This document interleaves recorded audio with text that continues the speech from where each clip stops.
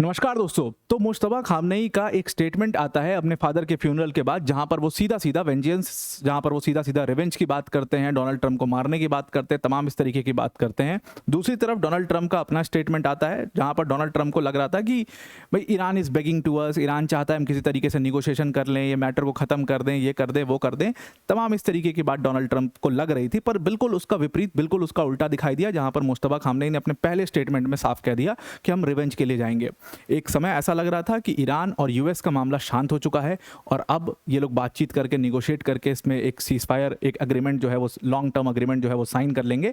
लेकिन एकदम बिल्कुल उसके उल्टा दिखाई देता है।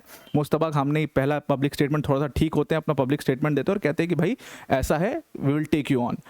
और उसके जस्ट दूसरे दिन यानी कि आज एक बड़ा डेवलपमेंट हुआ इसके अंदर। ईरान का जो स्टेट न्यूज़पेपर था वो एक लिस्ट निकालता है जिसमें वो 13 वर्ल्ड फॉरेन लीडर्स के नाम उस लिस्ट के अंदर डालता है, जिसमें मार्को रूबियो, पीट हेग्सेथ, इन सब के नाम उसमें रहते हैं। ट्रंप का तो ऑब्वियसली होगा ही, जो हिट लिस्ट पर है ईरान की, जिनको असैसिनेट करने की या जिनको मार देने की बात इस पूरे न्यूज़पेपर में कही जा रही है खुलेआम। ये स्टेट न्यूज़पेपर है ईरान का।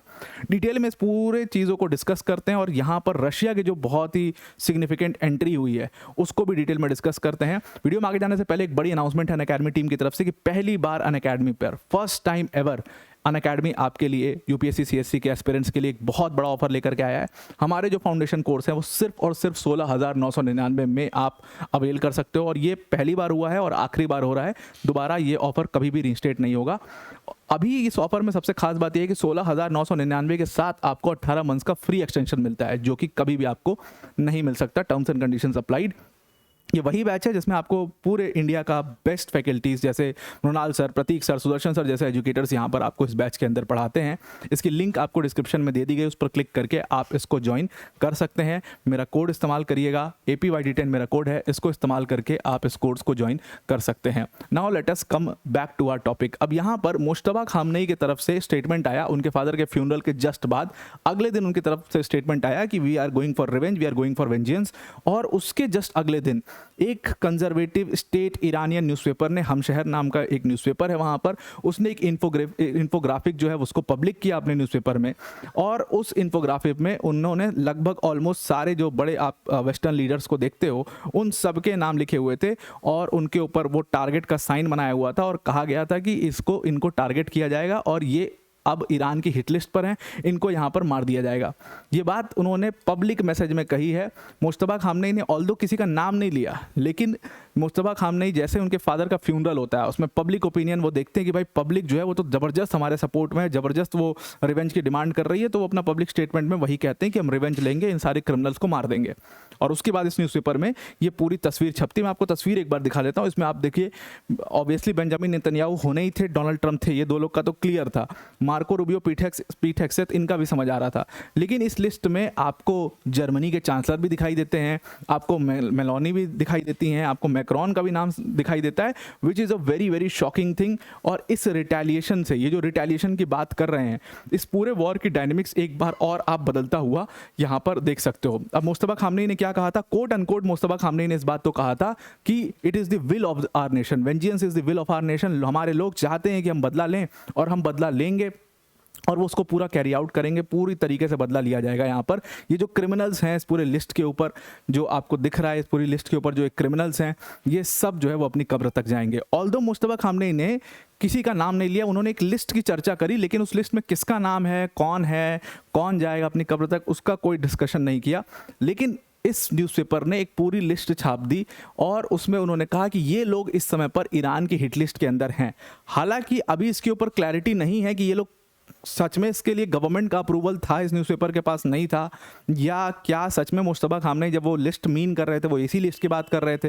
हो सकता है वो इसी लिस्ट की बात कर रहे हो क्योंकि सिमिलैरिटी काफ़ी कुछ दिख रही है इसके अंदर। लेकिन शॉकिंग आपको लगेगा इस पूरी लिस्ट में जब आप देखोगे कि ये पूरी जो लिस्ट छापी गई है इसमें 13 लोगों के नाम पूरी क्लियरली आपको दिखाई देते हैं। और इन 13 लोगों में अगर आप देखें तो डोनाल्ड ट्रंप थे, बेंजामिन नेतन्याहू थे, लोग तो थे, इसमें तो कोई दिक्कत की बात नहीं। लेकिन इसमें कीयर स्टामर का भी नाम है। यहाँ पर ब्रिटिश प्राइम मिनिस्टर कीयर स्टामर का नाम आया।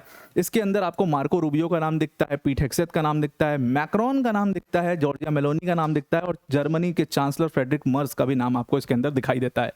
शॉकिंग बात सबसे ज़्यादा ये थी कि केयर स्टामर का नाम जब इसमें आता है तो अब ये सोचने वाली बात होती है कि ब्रिटिश से जितना सपोर्ट चाहिए था यूएस को, वो सपोर्ट उनको केयर स्टामर ने नहीं दिया था। ऑलमोस्ट बहुत कम लेवल पर सपोर्ट जा करके किया था, ऑलमोस्ट हर जगह पर ना कर दिया था। वही हाल जो है जर्मनी के साथ भी हुआ, जर्मनी ने भी सपोर्ट नहीं किया। तो आखिर जब केयर स्टामर का नाम या फ्रेडरिक मर्स का नाम आता है, so what it is turning out to be, साफ साफ समझ में आ रहा है कि कहीं ना कहीं एक थोड़ा सा ईरान का मिसकैलकुलेशन हो सकता है।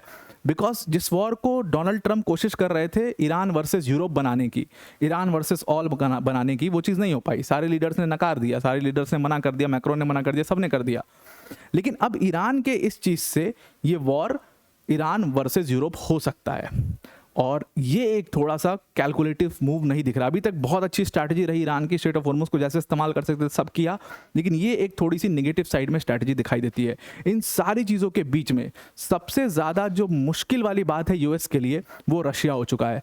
रशिया और उसके साथ में ईरान, रशिया ईरान का जो पूरा अपना एक मिलिट्री कोऑर्डिनेशन आप कह लो, वो अब क्लियर दिखने लगा है। रशिया का doomsday plane has landed in Iran, और ये बताता है कि कहीं ना कहीं Russia and Iran are up to something very very big, जो कि कोई भी अंदाज़ा नहीं लगा पा रहा है इस समय पर।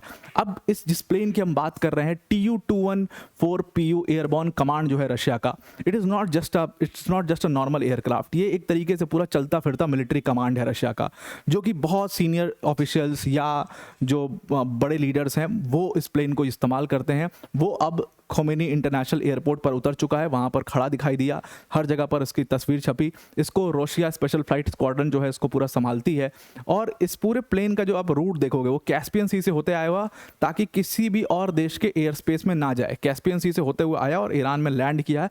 अब किसी को समझ नहीं आ रहा है कि है क्या, क्यों ये हो रहा है। अब TU पहले समझ लेते हैं, Tu-214PU है क्या। It is an airborne command जो कि रशियन गवर्नमेंट इस्तेमाल करती है। इसकी खास बात क्या है, ये किसी मतलब ये पैसेंजर प्लेन जैसा नहीं है या कोई VIP को ले जाने के लिए नहीं है। इसमें सारे मतलब वेल इक्विप्ड प्लेन है ये, इसके अंदर पूरे सिक्योर कम्युनिकेशंस हैं, पूरा इसके अंदर कमांड सिस्टम मौजूद है। और मिलिट्री ऑफिशियल्स, जो बड़े बड़े मिलिट्री ऑफिशियल्स हैं, इमरजेंसीज के टाइम पर जब उनको मिलिट्री ऑपरेशंस करने होते हैं तो कम्युनिकेट करने के लिए इस प्लेन का इस्तेमाल करते हैं, ताकि कोई इंटरसेप्ट ना कर पाए, उसको पता ना लग पाए क्या बातचीत चल रही है। तो रशिया स्पेशल फ्लाइट स्क्वाड्रन इसको इस्तेमाल करती है, और इसका आना ईरान के अंदर, इसका मतलब, इसके मायने क्या हैं? इसके मायने हैं कि कुछ बहुत हाई लेवल गवर्नमेंट या मिलिट्री मिशन जो है वो चल रहा है।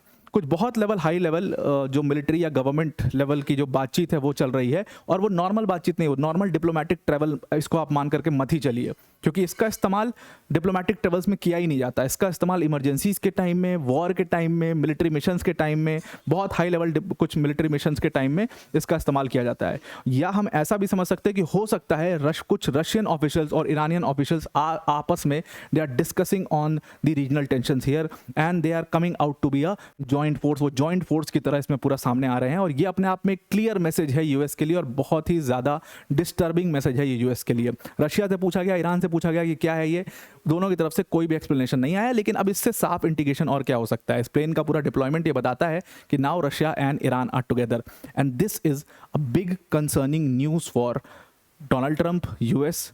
और क्या यूएस को इसके रिस्पॉन्स में यूरोपियंस का साथ मिलेगा, सारे यूरोपियन लीडर जिनका नाम लिस्ट पर है उनका साथ मिलेगा, वो एक थोड़ी सी देखने वाली बात होगी। आई होप आपको ये पूरा आर्टिकल समझ में आ गया होगा।